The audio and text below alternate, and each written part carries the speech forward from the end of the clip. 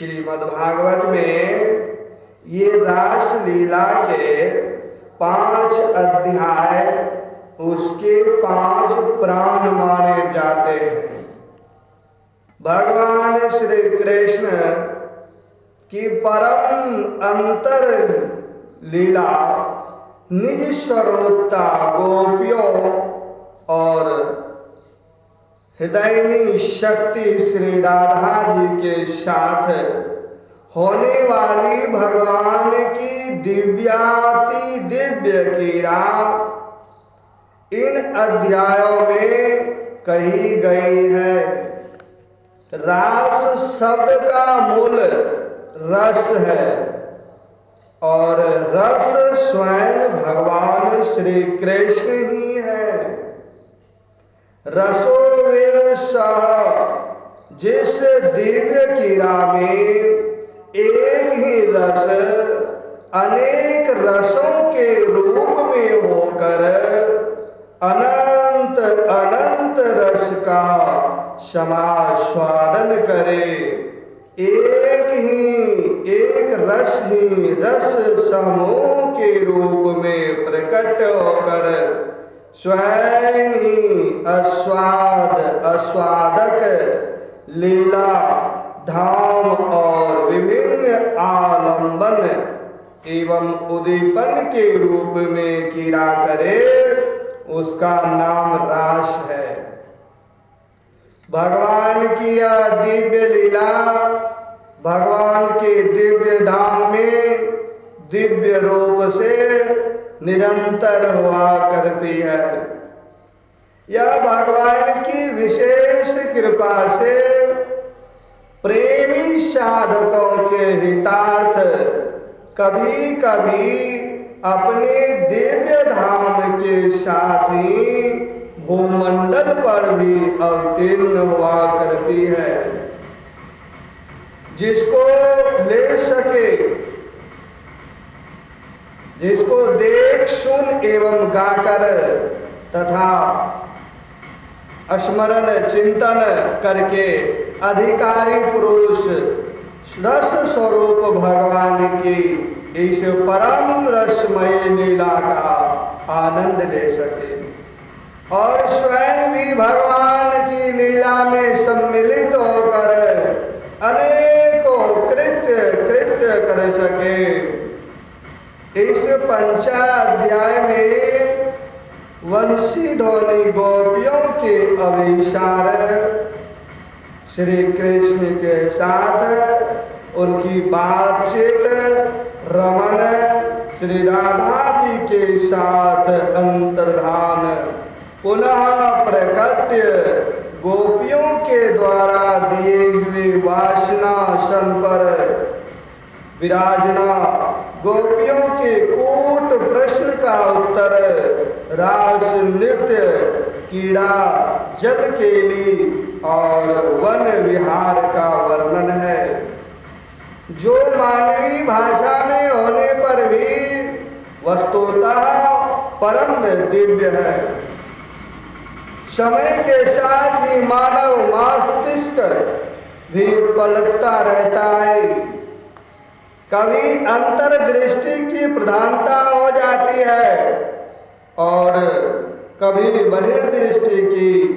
आज का युग ही ऐसा है जिसमें भगवान की दिव्य लीलाओं की तो बात ही क्या, स्वयं भगवान के अस्तित्व पर ही अविश्वास प्रकट किया जा रहा है। ऐसी स्थिति में इस दिव्य लीला का रहस्य न समझकर लोग तरह तरह की आशंका प्रकट करते हैं। इसमें आश्चर्य की कोई बात नहीं है। यह लीला अंतर्दृष्टि से और मुख्यतः भागवत कृपा से ही समझ में आती है। जिन भाग्यवान और भागवत कृपा प्राप्त महात्माओं ने इसका अनुभव किया है, वे धन्य हैं, वे धन्य हैं। और उनकी चरण धूलि के प्रताप से ही त्रिलोकी धन्य है। उनकी चरण धूलि के प्रताप से ही त्रिलोकी धन्य है। उन्हीं की उत्पत्तियों का आश्रय लेकर यहाँ रास लीला के संबंध में यथेकंचित लिखने की दृष्टा की जाती है। यह बात पहले ही समझ लेनी चाहिए कि भगवान का शरीर जीव शरीर की भांति जड़ नहीं होता है। जड़ की सत्ता केवल जीव की दृष्टि में होती है, भगवान की दृष्टि में नहीं। यह देह है और यह देही है। इस प्रकार का भेदभाव केवल प्रकृति के राज्य में होता है। अपराकृत लोक में जहाँ की प्रकृति भी चिन्हमय है, सब कुछ चिन्हमय ही होता है, वहाँ आश्चर्यचकित प्रतीति तो केवल चिदिलाश आत्मा भगवान की लीला की सिद्धि के लिए होती है। इसलिए स्थूलता में या योग कहिए कि जड़ राज्य में रहने वाला मस्तिष्क जब भगवान की अपराकृत लीलाओं के संबंध में विचार करने लगता है, तो वह अपनी पूर्व वासनाओं के अनुसार जड़ राज्य की धारणाओं, कल्पनाओं और क्रियाओं का ही आरोप उस दिव्य राज के विषय में भी करता है। इसलिए दिव्य लीला के रहस्य को समझने में असमर्थ हो जाता है। यह रास वस्तुतः परम उज्ज्वल रस का एक दिव्य प्रकाश है। जड़ जगत की बात तो दूर रही, ज्ञान रूप या विज्ञान रूप जगत में भी यह प्रकट नहीं होता है।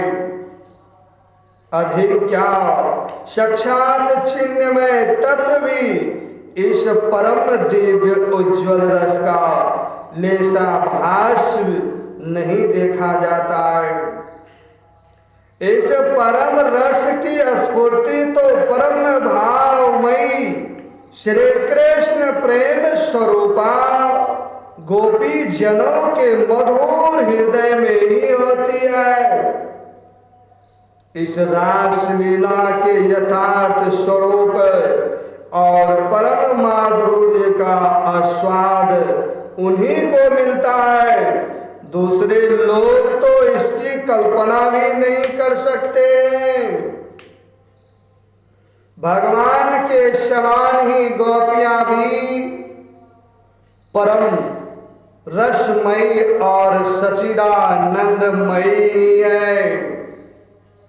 साधना के दृष्टि से भी उन्होंने न केवल जड़ शरीर का ही त्याग कर दिया है, बल्कि सूक्ष्म शरीर से प्राप्त होने वाले स्वर्ग, केवल से अनुभव होने वाले मोक्ष, और तो क्या जड़ता की दृष्टि का ही त्याग कर दिया है। उनकी दृष्टि में केवल चिदानंद स्वरूप श्री कृष्ण है। उनके हृदय में श्री कृष्ण को तृप्त करने वाला प्रेमामृत है। उनकी इस अलौकिक स्थिति में स्थूल शरीर, उसकी स्मृति और उसके संबंध से होने वाले अंग संग की कल्पना भी किसी प्रकार नहीं की जा सकती है।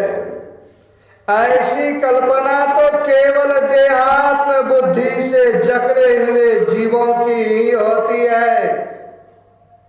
जिन्होंने गोपियों को पहचाना है, उन्होंने गोपियों की चरण धूलि का स्पर्श प्राप्त करके अपनी कृतकृत्यता चाही है। ब्रह्मा, शंकर, उद्धव और अर्जुन ने गोपियों की उपासना करके भगवान के चरणों में वैसे प्रेम का वरदान प्राप्त किया है या प्राप्त करने की अभिलाषा की है। उन गोपियों के दिव्य भाव को साधारण स्त्री पुरुष के भाव जैसा मानना गोपियों के प्रति, भगवान के प्रति और वास्तव में सत्य के प्रति महान अनन्याय एवं अपराध है। इस अपराध से बचने के लिए भगवान की दिव्य लीलाओं पर विचार करते समय उनकी अपराकृत दिव्यता का स्मरण रखना परम आवश्यक है, परम आवश्यक है।